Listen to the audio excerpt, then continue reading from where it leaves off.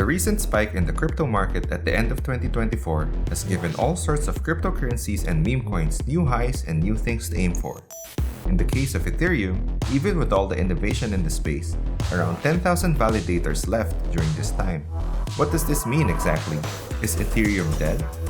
Stay and watch as we dive into the future of Ethereum validators. I would like for people to be stakers with 1 ETH.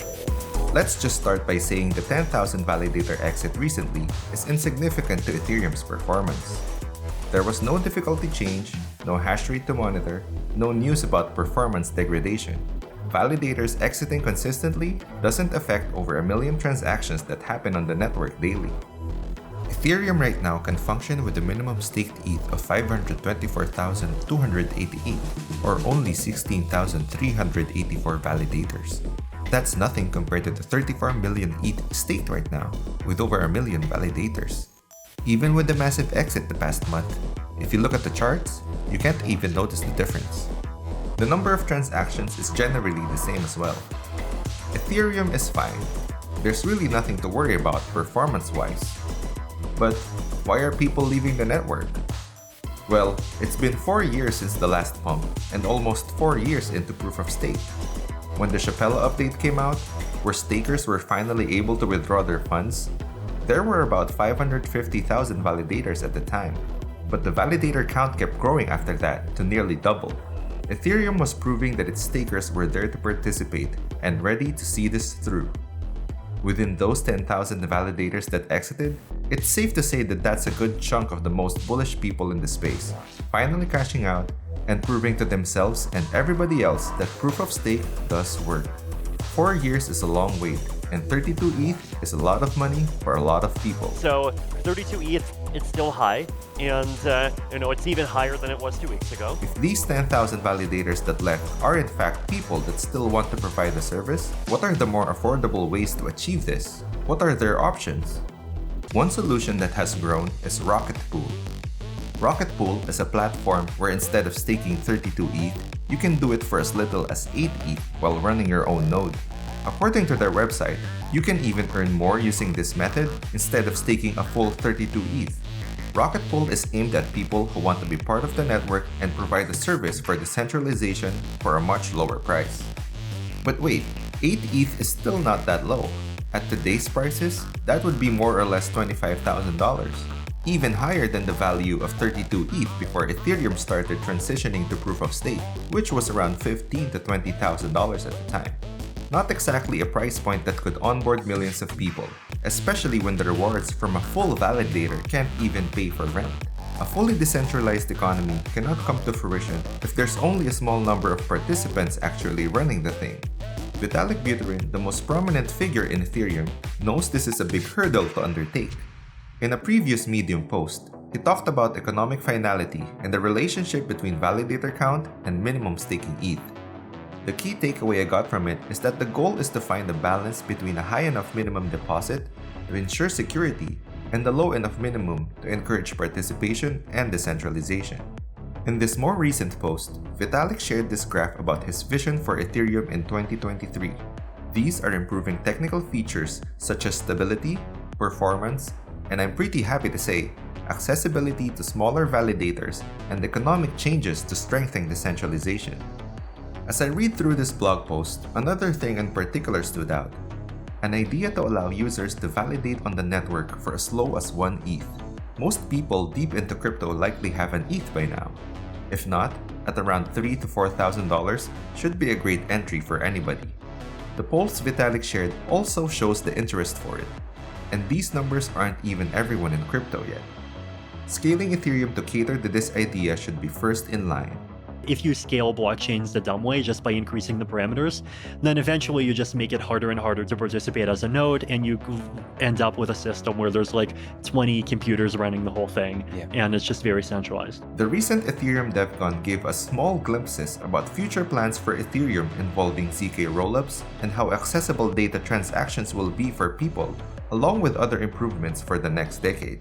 There's a lot of protocol improvements that are coming specifically in order to make staking easier and more accessible, and to make running a node that verifies the chain easier and more accessible. The need for higher storage to actually run Ethereum will soon be a thing of the past, and the solutions for faster data transfer are on its way.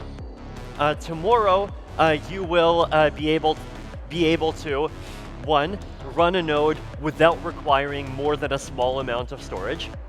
Cool. All of these things are great. But certainly, not every ETH holder knows their way around running a node, much less maintaining the hardware to do it. Sure, you can follow along documentations, copy-paste code, but not everyone has the time and resources to do that.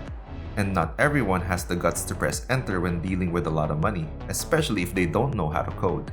The people behind Ethereum knows this, that the software and the experience should be accommodating to anybody. It should be intuitive and familiar. Let's take a look at this recent interview of Vitalik talking about where we might be in the near future. So Ethereum in 2032, you have a node. Your node runs on your phone. Every 12 seconds or 32 seconds or whatever number we agree on, you download 3.6 megabytes of data. You hash it. You do a couple of elliptic curve equations to check a snark. That's it. You know the block is valid. Wait 12 seconds, get 3.6 megabytes of data, hash it, do some elliptic curve operations, verify the snark, and valid. 12 seconds later, data, hash, elliptic curve check, valid, right? After seeing that video, by some decentralized miracle, these guys came to my attention. And they're responsible for this, the Degen 1.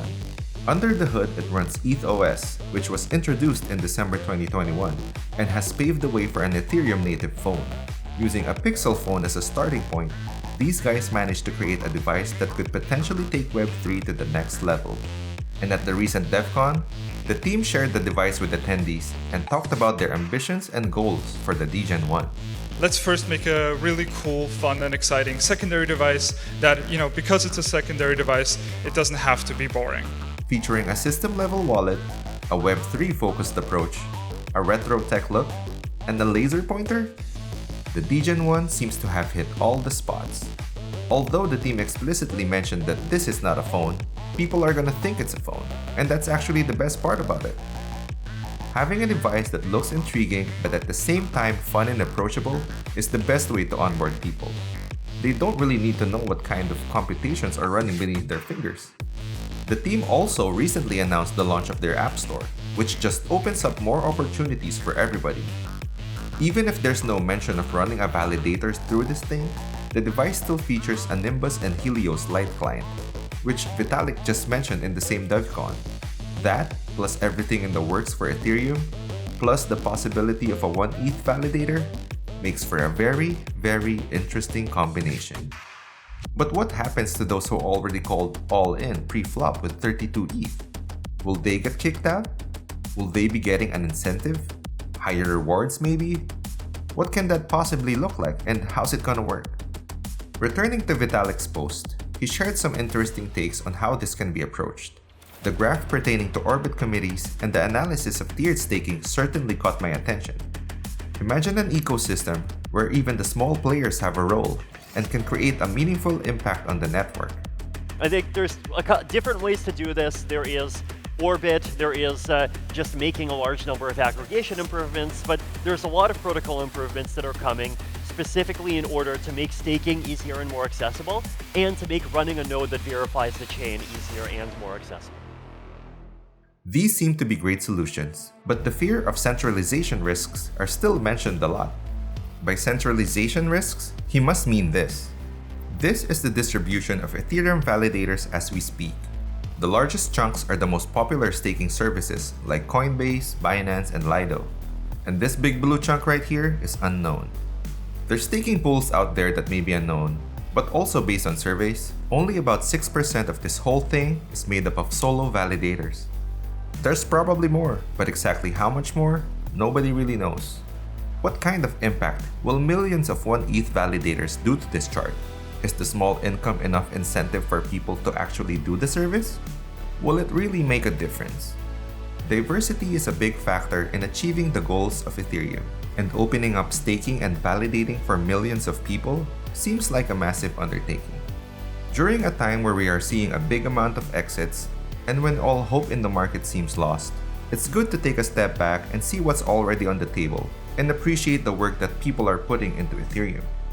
The pieces are in play: $3,000 to $4,000 ETH, 1 ETH validator, and the Degen 1. Are you ready? Don't forget to like and subscribe, and join the conversation in the comments below. This has been a Crypto Infomaniac Degen transmission.